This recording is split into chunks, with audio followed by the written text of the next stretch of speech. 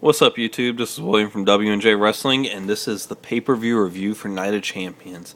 I don't care for this poster at all because it has John Cena on it. I like the other one better that had Punk. But Punk's on the new Hell in a Cell poster, which is pretty awesome looking. So I guess we can make an excuse for that.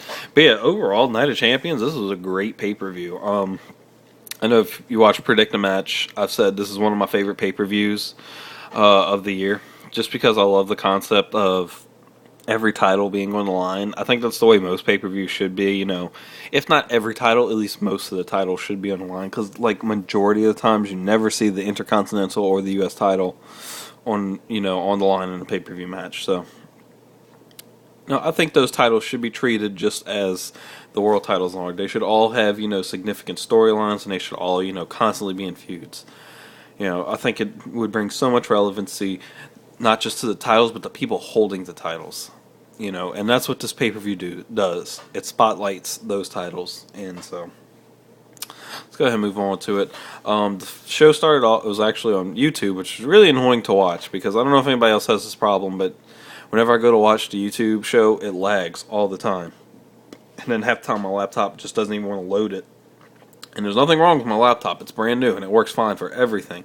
Just anytime I try to watch a pre-show, it just gives me problems.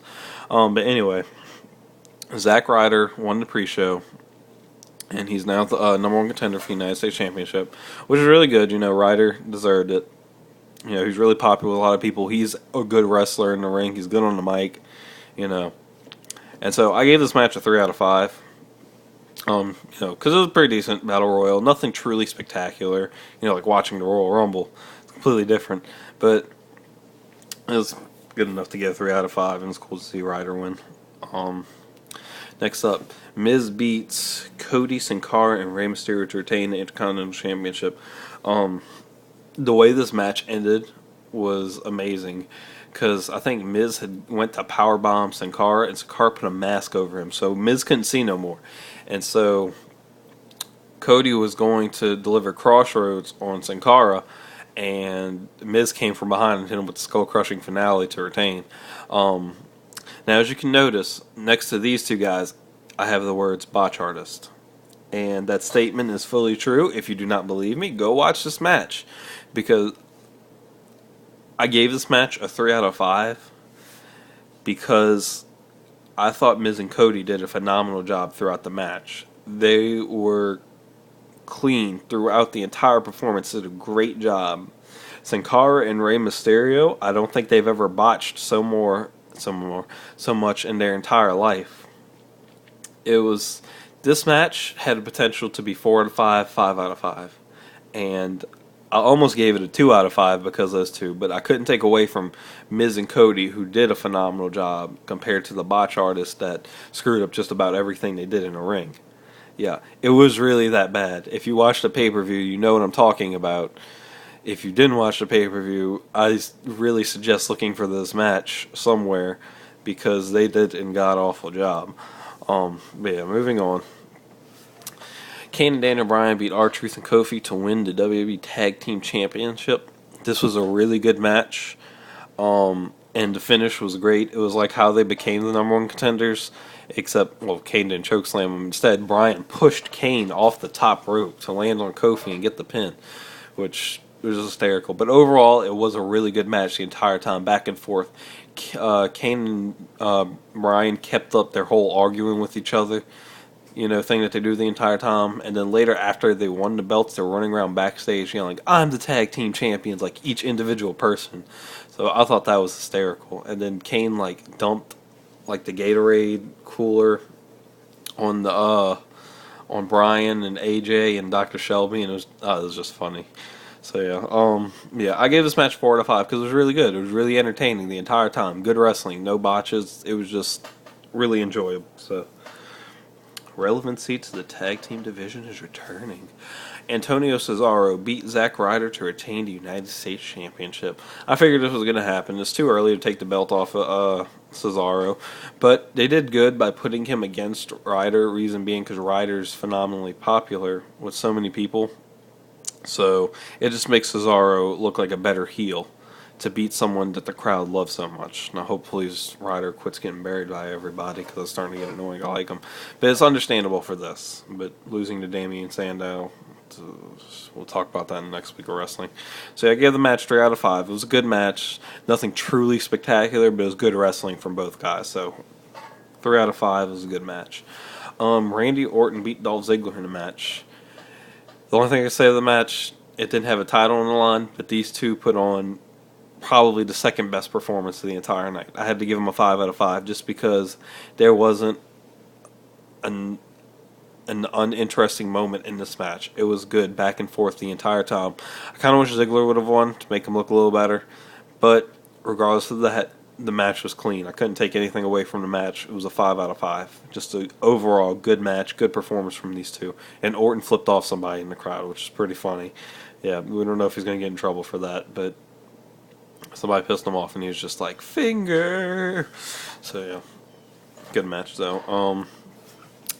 Next up, Eve beat Layla to win Divas Championship. And anybody doesn't know what happened, Caitlyn was training backstage and someone attacked her from behind. Eve comes around and says, what happened? Somebody attacked me from behind. And they're like, oh, her ankle's twisted or whatever. She can't compete tonight. And Booker T's like, Eve, I'm going to make you the #1 contender. And she's like, okay. And she goes and gets ready and she beats Layla to win the belt. So yeah, I actually gave it a 3 out of 5, I know, for a Divas match. Reason being, it was actually a pretty decent match. You know, they did a good job. Didn't see any botches that I can recall of. So, decent match. And so, yeah. So, it's funny because I'm mentioning it again later in a week in wrestling for the next week, but this Divas kind of have a storyline now due to a botch caused by Caitlyn and Eve. So, I'll talk more on it when I get to the next week in wrestling. But I think it's funny because now they're starting to see somewhat relevancy again. Anywho, Sheamus beat Alberto Del Rio to retain the World Heavyweight Championship. Who didn't see this one happening? Well, what happened was Booker T came out before the match started and said, Sheamus, I'm reinstating the bro kick. And Del Rio's like, no! And so yeah, you can guess where this went. Ended with the bro kick. But I did give this a match a 4 out of 5. This was definitely the best of all their matches, and they've had a lot. The best of all their matches. It looked at so many points like Del Rio was coming really close, you know, with the cross arm breaker on Sheamus. He got it on him about 2 or 3 times, and Sheamus was not near the ropes, and it just, you know, looked really close on so many occasions. So I was like, is Del Rio going to make him tap? Is Del Rio going to make him tap? So I kind of wish he would have. And, you know, my prediction on Predict a Match would have came true. Sheamus bro kicking him, leaving, and Ziggler cashing in, but that didn't happen. Sheamus retained cleanly. Wah, wah, wah, wah. So let's hope at Hell in a Cell he has a new opponent, because I have to see this match one more time. I'm just not even going to order the next pay-per-view. I will, but I just don't want to see that match. CM Punk and John Cena tied. So Punk retained the WWE Championship match. As you can see, this match got a 5 out of 5. Don't know what it is with these two. They do amazing in the ring together. It's kind of funny because they're in Cena's hometown of Boston, Massachusetts, and Punk had on Yankees colors, so I thought that was kind of cool. It was like white with the pinstripes and the blue. It was awesome. But anywho, phenomenal match. Great back and forth the entire time. You honestly didn't know who was gonna win because it's like, is Punk gonna retain like a heel? Is Cena gonna come out as Super Cena and win? It just went back and forth so many times. It eventually ended when Cena went to give a German suplex to Punk off the top rope, and both their shoulders were down. So the ref counted, and they're like, "Oh God, Cena just won!" And Cena ran and grabbed the belt, and he's running around his hometown celebrating. And the ref's like, give me the belt." The ref took the belt from him and gave it to Punk, and he's like, "Both your shoulders are down." He's like, "What?"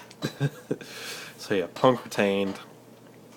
Phenomenal match, back and forth. The guys hit the finishers like 2 or 3 times each, and they put the submissions on each other constantly. It was a great match. So yeah, this definitely great way to end the show. Punk finally got to be in the main event since tables, ladders, and chairs.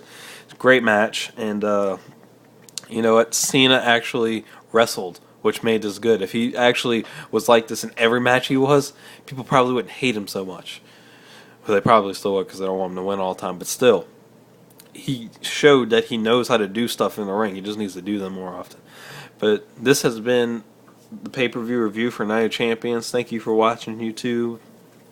And I'll see y'all next time.